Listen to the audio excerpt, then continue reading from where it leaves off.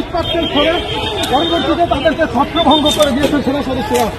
দেখতে পাচ্ছেন এই মুহূর্তে এনসিপির জুলাই পদযাত্রা চলছে। তারা রয়েছেন গোপালগঞ্জে এবং সেখানে এই মুহূর্তে সেখানে কিন্তু থমথমে পরিস্থিতি বিরাজ করছে। দেখতে পাচ্ছেন সেনা সদস্যরা রয়েছেন এবং তারা টিয়ার শেল এবং ফাঁকা বুলেট দিয়ে কিন্তু সরিয়ে দিচ্ছেন।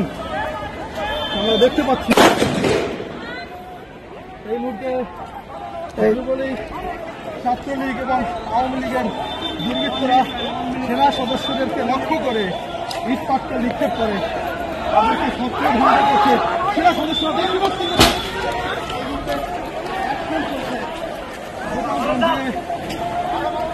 সেনাবাহিনীর যে অ্যাকশন, সেই অ্যাকশন আমরা দেখতে পাচ্ছি।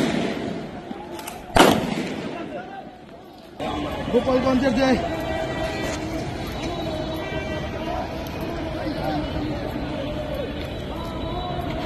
এখানে বঙ্গবন্ধু সড়ক নামে একটি সড়ক রয়েছে, সেই সড়কেই কিন্তু আমরা এমন চিত্র লক্ষ্য করছি।